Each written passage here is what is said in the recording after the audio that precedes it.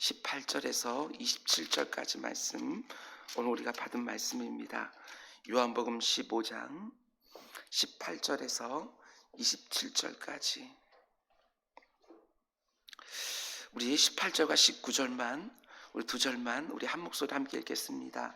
시작. 세상이 너희를 미워하면 너희보다 먼저 나를 미워한 줄을 알라.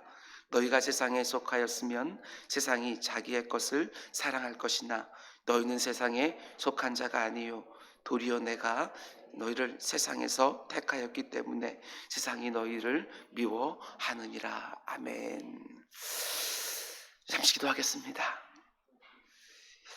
사랑의 주님, 성탄절을 눈앞에 두고 있지만 그 어디에서도 마음 놓고 기뻐하며 축하할 수 없는 아버지 그런 시기를 우리가 보내고 있습니다.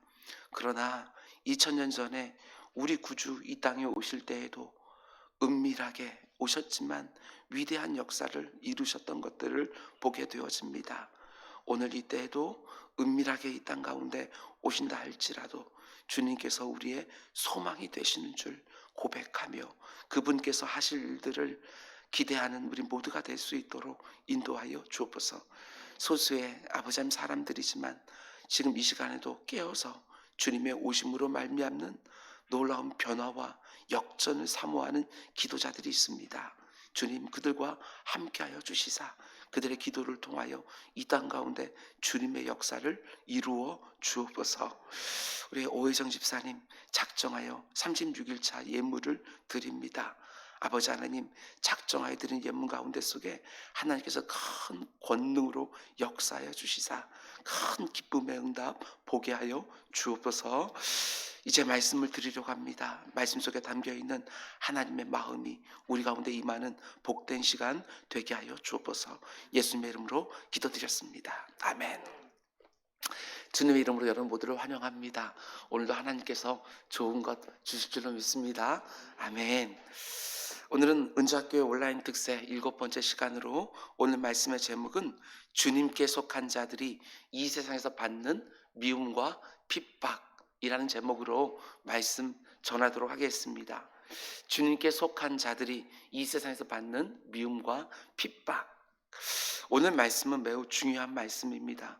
매우 묵직한 말씀이고 솔직히 말하면 듣기에 편한 말씀은 결코 아닙니다.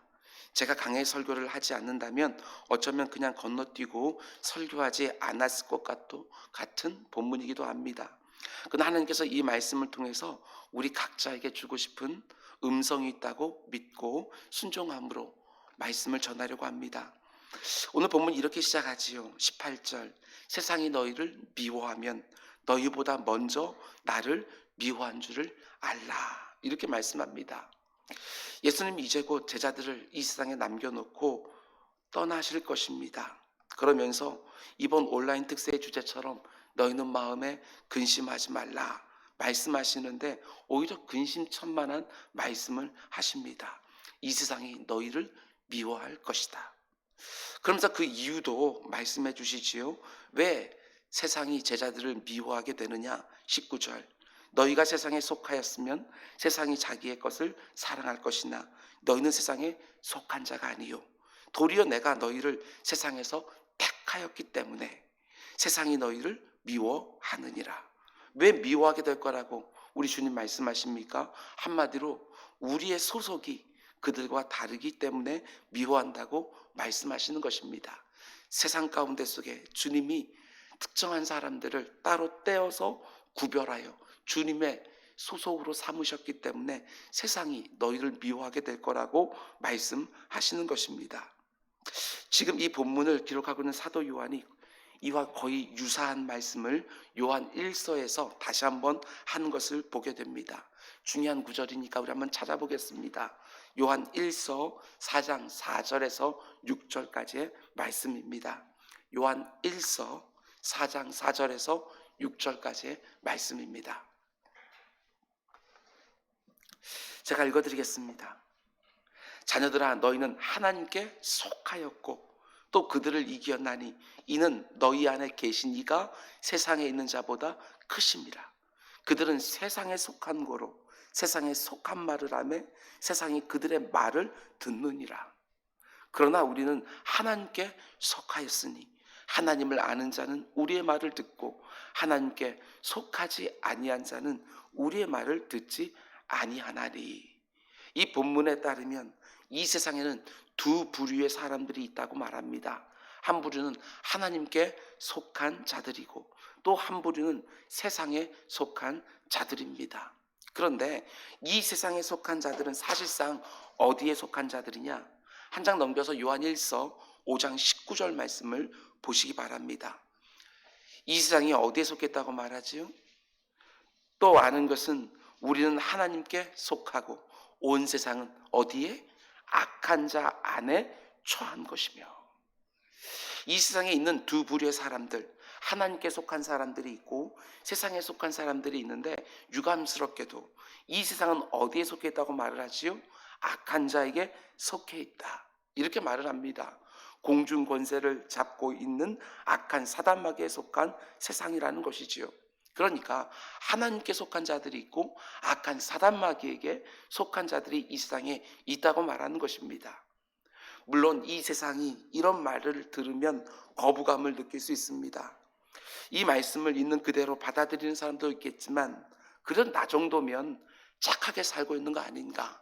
그래도 양심적으로, 그래도 교양 있게 살고 있다고 스스로는 생각을 하는데 내가 단지 예수를 안 믿는다는 이유로 악한 사단마귀에게 속해 있다는 말을 들으면 분명히 기분이 나쁠 수 있습니다. 그런데 이걸 우리가 알아야 됩니다. 나의 착함과 내 소속은 사실 별개의 문제 아니겠습니까? 나의 착함과 내 소속은 별개의 문제다. 내가 아무리 착하다고 할지라도 악한 집단에 얼마든지 속해 있을 수 있기 때문에 그렇습니다. 출애굽기에 처음 등장하는 이스라엘 백성들은 노예였습니다. 그들이 뭔가 잘못해서 노예가 된 것이 아니라 태어나 보니까 바로 왕 밑에 속해 있었던 것이지요. 나는 개인적으로 선하고 착하고 그렇게 나쁜 짓도 많이 안 했지만 얼마든지 태어나자마자 악한 자에게 소속되어 있을 수 있다는 것입니다. 이게 바로 성경이 말해주는 우리 인생들의 영적 상태지요. 제가 늘 말씀을 드리지만 우리는 어머니 모태에서 나오는 그 순간부터 죄인으로 태어나서 죄를 더하며 사는 것이지요. 단 한 사람도 예외가 없습니다. 로마서 말씀처럼 의인 없나니 하나도 없다. 그런데 이렇게 악한 자에게 소속된 자로 태어난 죄인들이 예수 그리스도를 나의 구주로 영접하면 어떻게 되지요? 소속이 바뀝니다. 소속이 바뀌지요. 골로새서 1장 13절 14절 말씀은 기가 막힌 표현을 해줍니다. 그가 우리를 흑암의 권세에서 건져내사 그의 사랑의 아들의 나라로 옮기셨으니 그 아들 안에서 우리가 속량 곧 죄사함을 얻었도다. 예수를 믿는다는 것이 어떤 의미입니까? 간단한 문제가 아닙니다. 어마어마한 하나님의 은혜가 담겨 있는 것이지요. 태어나 보니 악한 사단마귀에 속해서 죄인으로 태어났는데 흑암의 권세에 분명히 속해 있었는데 예수 그리스도를 나의 구주로 영접하는 그 순간 내 소속이 바뀐다고 말합니다.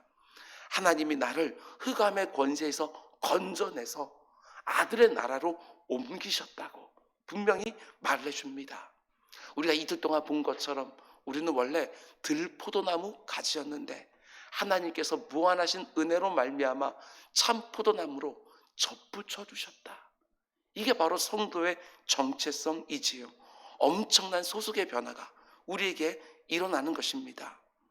근데 이렇게 소속이 바뀌면 어떤 일이 동시에 벌어지느냐? 요한일서 4장 4절 이하의 말씀을 다시 보면 생각하는 것도 달라지고 소원하는 것도 달라지고 말하는 것도 달라지고 듣는 것도 달라진다고 말을 합니다. 다시 읽어드립니다. 요한일서 4장 4절 5절 자녀들아 너희는 하나님께 속하였고 또 그들을 이겼나니 이는 너희 안에 계신 이가 세상에 있는 자보다 크심이라. 그들은 세상에 속한 고로 세상에 속한 말을 하며 세상이 그들의 말을 듣느니라. 세상에 속해 있기 때문에 그들은 세상에 속한 말을 한다고 말을 하지요. 그런데 6절 말씀 보면 우리는 하나님께 속하였으니 하나님을 아는 자는 우리의 말을 듣고 하나님께 속하지 아니한 자는 우리의 말을 듣지 아니한다. 그러면 내가 이 세상에 속해 있는지 아니면 세상에 속해 있는지 아니면 하나님께 속해 있는지 어떻게 알 수 있느냐? 내가 무슨 말을 하는지를 보면 알 수 있다고 말합니다. 하나님께 속한 자는 무슨 말을 하든지 결국 하나님에 대해서 말하게 되어 있습니다. 그런데 세상에 속한 자들은 끊임없이 이 세상에 속한 것들만 말하게 되어 있는 것이지요. 그래서 어떻게 되느냐? 예전에는 별 문제 없이 함께 살았는데 내가 하나님께 속한 자가 되고 나니까 이 세상에 속한 사람들과 생각하는 게 달라지고 말하는 게 달라지고 듣는 게 달라집니다. 그러다 보니까 어느 순간부터 서로 맞지 않는 것이지요. 그래서 이 세상이 우리를 미워한다고 말하는 것입니다. 모든 면에서 다르니까 미워하는 것이지요. 요한일서 3장 13절은 이렇게 말합니다. 형제들아, 세상이 너희를 미워하여도 이상히 여기지 마라. 이상한 게 아니라 당연하다고. 그렇게 다른데 어떻게 서로 통하겠느냐고, 미워할 수밖에 없지 않느냐고 이렇게 말하는 것이지요. 그런데 그렇게 미워하는 것으로 끝나는 게 아닙니다. 오늘 말씀 요한복음 15장 말씀을 보면 미워하다가 이제 나중 되어지면 핍박하고 박해한다고 말합니다. 나도 박해를 받았으므로 너희도 박해할 것이요. 이렇게 20절 중간에서 말하고 있습니다. 단지 미워하는 정도가 아니라 박해까지 할 거라고 말씀하시는 거지요. 예수를 믿고 그 소속이 바뀌게 되었으면 처음에는 미움도 있고 박해도 있을 거라고 예수님이 지금 말씀하신다는 것입니다. 예수 믿으면 물론 말할 수 없는 영광과 존귀와 부유가 있습니다. 그런데 결코 잊지 말아야 되는 것이 무엇이냐? 고난도 함께 받는다. 성경은 그렇게 말하고 있습니다. 예수님이 자신의 삶으로 친히 보여주셨습니다.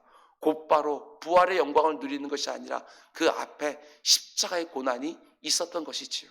십자가 다음에 부활이었습니다.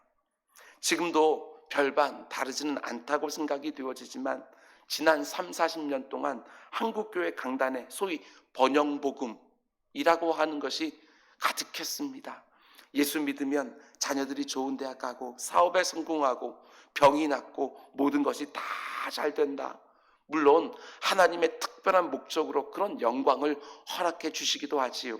그러나 동시에 예수 그리스도로 믿음으로 말미암아 우리가 이 세상 가운데 소속이 바뀜으로 말미암아 고난도 함께 온다고 성경은 분명히 말을 하고 있습니다. 사도 바울 로마서 8장 17절에서 이렇게 말합니다.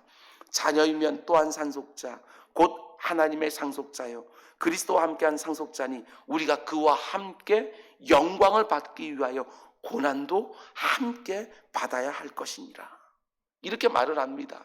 물론 적당히 믿으면 이런 일은 절대로 일어나지 않습니다. 그러나 제대로 믿을 때에 제대로 믿으려고 할 때는 이런 일들이 반드시 일어나게 되어 있기 때문에 그렇습니다. 소속이 다른 이 세상 가운데 속에서 살고 있기 때문에 그런 것이지요. 요즘은 많이 달라졌지만 여러분들 가운데 속에 우리 어르신들은 경험하신 분들이 분명히 있을 것이고 저 역시 전도사, 강도사, 목사로서 교회를 섬기면서 수도 없이 목격을 했습니다.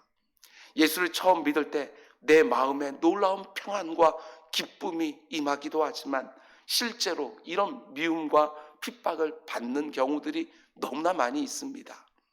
예수 믿으면 핍박을 받고 박해를 받는 것은 마치 초대교회 때만 있었던 것으로 생각하면 절대로 안 됩니다. 세계복음주의 협의회에서 발표한 것을 따르면 지난 100년 동안 1억 명 이상의 성도들이 순교를 당했다고 보고를 합니다. 1억 명. 우리는 잘 체감하지 못하지만 지금도 이 세상 어딘가에는 예수를 믿는다는 것 자체가 미움을 의미하고 핍박을 상징하고 그 모든 것을 다 받아내면서 예수를 믿는 사람들도 허다하게 많습니다. 우리는 더 이상 그런 핍박과 박해를 내놓고 받지 않기 때문에 너무나 감사하긴 하지만 그래서인지는 몰라도 천국을 예전만큼 사모하지는 않는 것 같습니다. 그러나 핍박과 박해 중에 있는 성도들은 얼마나 천국을 사모하는지 모릅니다. 마치 초대교회 성도들이 그리했던 것처럼 마라나타 주 예수여 어서 오시옵소서. 그들은 간구했던 것을 보게 되어집니다. 오늘날 이 땅을 보면 우리는 예수를 믿어도 대놓고 손해보는 것은 별로 없습니다. 예수 믿으면 천국까지 보내준다고 하니까 예수 믿는 게 그렇게 부담스럽지도 않습니다. 적당히 신앙생활하게 되었으면 전혀 문제될 것이 하나도 없습니다. 그러나 오늘날도 생명까지 잃을 것을 각오하고 예수 믿는 사람들의 숫자들도 너무나 많이 있는 것이지요. 우리 오혜정 집사님 중국에서 또한 많이 경험했을 거라고 생각을 합니다. 물론 오늘 우리도 제대로 예수 믿으려고 하면 다른 차원의 미움과 핍박을 받기도 합니다. 예수님의 마음을 품고 예수님이 사셨던 가치를 가지고 주님의 말씀대로 이 땅을 살려고 하면 다른 차원의 미움과 박해를 받게 되어 있지요. 그런데 이것이 이상한 것이 아니라 성경에서 이미 2000년 전에 예언해 놓으신 상황이라는 것입니다. 디모데후서 3장 12절은 이렇게 말합니다. 무릇 그리스도 예수 안에서 경건하게 살고자 하는 자는, 그냥 예수 믿는 사람은, 교회 다니는 사람은 이렇게 말하지 않아요. 예수 안에서 경건하게 살고자 하는 자는 박해를 받으리라, 이렇게 말하고 있는 것이지요. 경험해 보신 적이 있습니까? 정말 경험해 보신 분들 허다하게 많습니다. 베드로전서 4장 3절 4절은 또 이렇게 말합니다. 너희가 음란과 정욕과 술취함과 방탕과 향락과 무법한 우상 숭배를 하여 이방인의 뜻에 따라 행한 것은 지나간 때로 족하도다. 그만하면 충분하다. 그러면서 이렇게 말하죠. 너희가 그들과 함께 그런 극한 방탕에 다름질하지 아니하는 것을 그들이, 세상 사람이, 내가 어울리던 그 사람이, 내가 소속이 바뀌기 전에 함께 했던 그 사람이 나를 이상히 여겨 비방하나. 전에는 똑같이 했습니다. 그때는 아무런 문제 없었지요. 그런데 예수를 제대로 믿기 시작한 다음에 그들과 함께 하지 않으니까 그들이 처음에는 그것을 이상히 여기다가 후에는 비방한다, 이렇게 말하고 있는 것이지요. 예, 그렇습니다. 예수 그리스도를 제대로 믿으려 하면 그 가운데 미움도 있고 핍박도 있지요. 죽은 물고기처럼 그냥 물 흘러가는 대로 떠내려가는 사람들은 이런 미움과 핍박이 무엇인지 알 수가 없습니다. 그러나 악한 사단 마귀가 공중 권세를 잡고 있는 이 세상의 그 흐름을 거스르면서 그 가운데 하나님의 뜻대로 살려고 하는 사람, 경건하게 살려고 하는 사람들은 이런 미움과 핍박을 경험할 때가 실제로 있습니다. 생각하는 것도 다르고 말하는 것도 다르고 듣는 것도 다르니 이런 경험을 왜 하지 않겠습니까? 한 번도 이런 경험을 한 적이 없다면 점검해 보셔야 됩니다. 혹시 내가 예수를 믿으면서도 생각하는 것도 말하는 것도 듣는 것도 그들과 전혀 진배 없어서 이런 것들이 무엇인지 모르고 살고 있는 것은 아닌지 점검해 보셔야 됩니다. 내가 뭔가를 잘못해서 이 세상에 미움을 받고 핍박을 받는 거 말고 마태복음 5장 10절이 말하는 것처럼 의를 위하여 박해를 받는 자는, 의를 행하기 때문에 받는 박해. 그런데 이 부분은 한번 찾아보셔야 됩니다. 베드로전서 4장 14절, 15절, 16절 말씀입니다. 중요한 말씀을 주고 있지요. 베드로전서 4장 14절, 15절, 16절. 여기 보면 이렇게 되어 있습니다. 너희가 그리스도의 이름으로 치욕을 당하면, 그냥 치욕이 아니라 그리스도의 이름으로 치욕을 당하면 복 있는 자로다. 영광의 영 곧 하나님의 영이 너희 위에 계심이라. 너희 중에 누구든지 살인이나 도둑질이나 악행이나 남의 일을 간섭하는 자로 고난을 받지 말려니와. 이런 고난 받지 말라고 말합니다. 만일 그리스도인으로 고난을 받으면 부끄러워하지 말랍니다. 도리어 그 이름으로 하나님께 영광을 돌리라고 말을 하지요.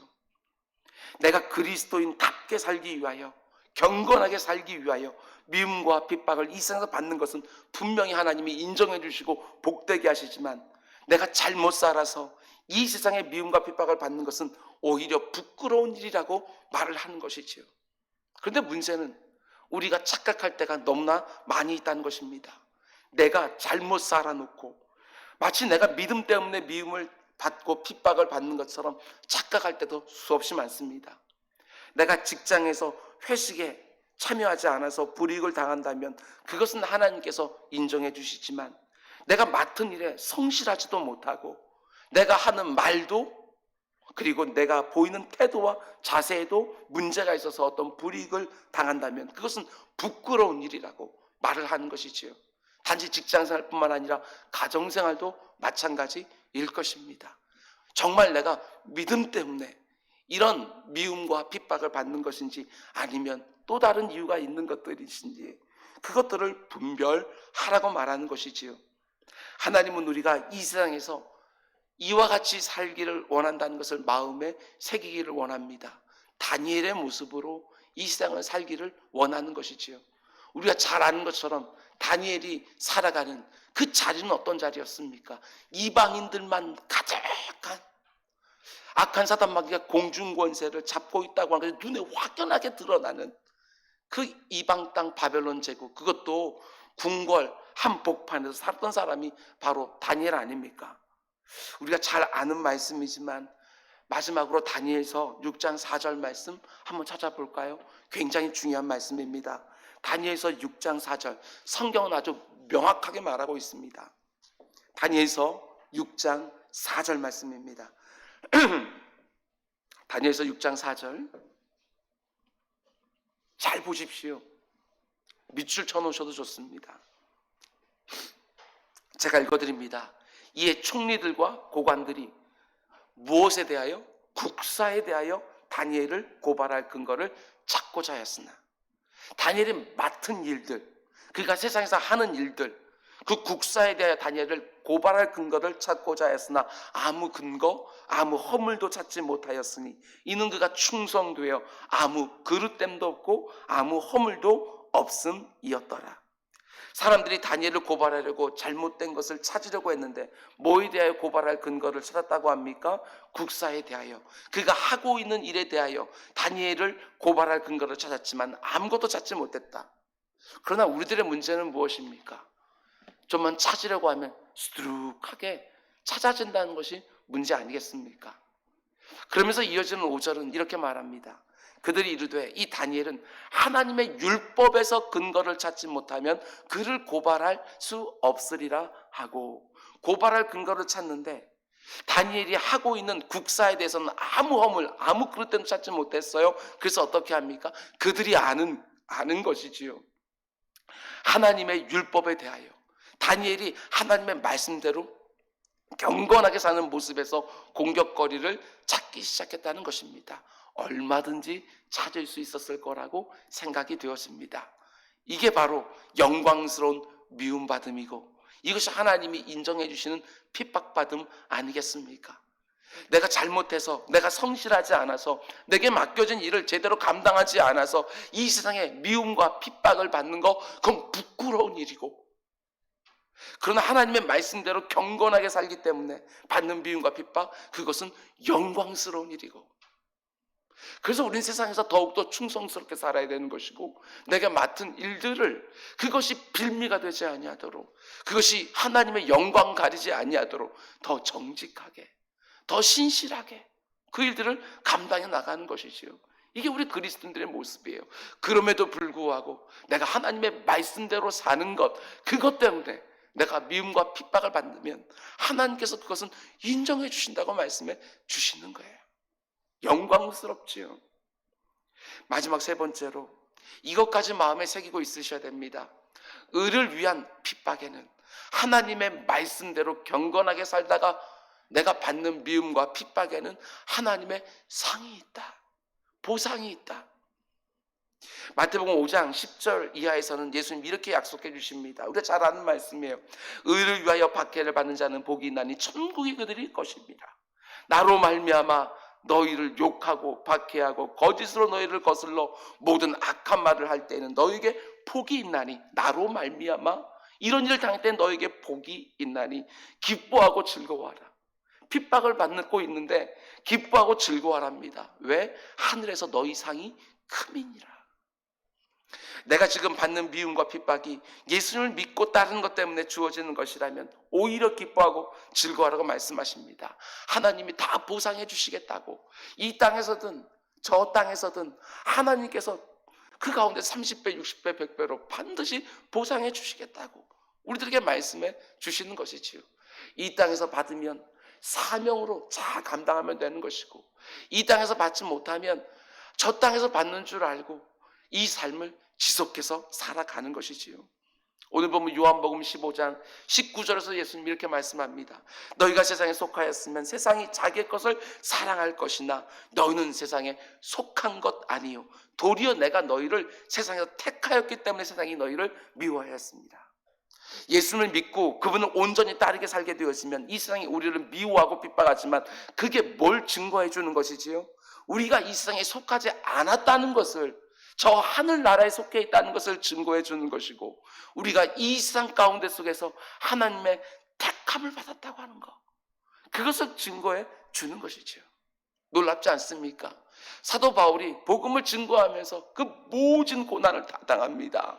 사람들에게 미움을 받고 핍박을 받고 때로는 매를 맞고 때로는 굶주리고 때로는 추위에 떨고, 복음을 전하는 것만 그치면 얼마든지 피해갈 수 있는 인생의 어려움들인데, 예수님을 믿고 그분을 온전히 따르며 살 때 당하는 그 미움과 핍박과 고난이 그에게는 너무나도 영광스러웠던 것이지요. 왜? 예수 그리스도의 핍박에 자기가 참여하는 것이 되었으니까. 내가 예수 그리스도에 속한 사람이라는 것이 증거되어지는 것이니까. 하나님께서 분명히 보상해 준다고 하는 것을 그가 분명히 믿었기에 그가 나의 달려갈 길 온전히 달려가고 끝까지 이 믿음 잃지 않았기에 그가 사모할 수 있었던 의의 면류관, 그것들을 그는 기대하고 다름질을 했던 것 아니겠습니까? 영광입니다. 미움과 핍박과 고난과 손해와 불이익이 두려워서 적당하게 신앙생활하는 것들이 아니라 그 모든 것이 분명하게 있는다 할지라도 주님이 주시는 영광과 보상과 복을 사모하며, 아니 내 사랑하는 주님이 가셨던 길을 나도 따라가는 줄 믿고, 오늘 하루도 여러분 우리 그리스도인답게 어디에서 무슨 일 하든지 이 세상에 속한 사람이 아니라 주님께 속한 자답게 주님께서 원하시는 그 삶을 또 살아가는 우리 모두가 될 수 있기를 주님의 이름으로 축원을 드립니다. 기도하겠습니다. 사랑의 주님, 내가 하나님의 말씀대로 주님이 가신 길을 온전히 따라감으로 이 세상에서 미움을 받고 핍박을 받고 때로는 손해를 보고 불이익을 당한다고 해서 적당히 어울리며 살려고 하지 않게 하여 주시고, 이 세상 가운데 살면서 다니엘처럼 충성스럽게 신실하게 내가 맡은 일들을 잘 감당하며 아무 허물도 없고 그릇됨도 찾지 못하게 살아가지만, 그러나 주님께서 원하시는 삶을 살아가면서 주님께서 내게 말씀하시는 그대로 살아가면서 당하는 미움과 핍박과 손해와 불이익이 두려워서 적당히 타협하고 살아가는 우리가 되지는 않게 하여 주옵소서. 오히려 그런 일을 당할 때에 주님이 당하신 고난에 나도, 나 같은 죄인도 참여한다고 하는 것이 얼마나 영광스러운 일인지를 알고 능히 감당해 나며 살아가는 우리 모두가 될 수 있도록 인도하여 주옵소서. 그냥 세상으로 오늘 하루 쑥 들어가면 전혀 구별되지 않는 그런 모습이 아니라 산 속에 쑥 들어간다 할지라도 어둠 속에서 빛이 더욱 밝게 빛나는 것처럼 그리스도인으로서 살아가는 우리 모두가 되게 하여 주옵소서. 이 모든 말씀 예수님의 이름으로 기도드렸습니다. 아멘.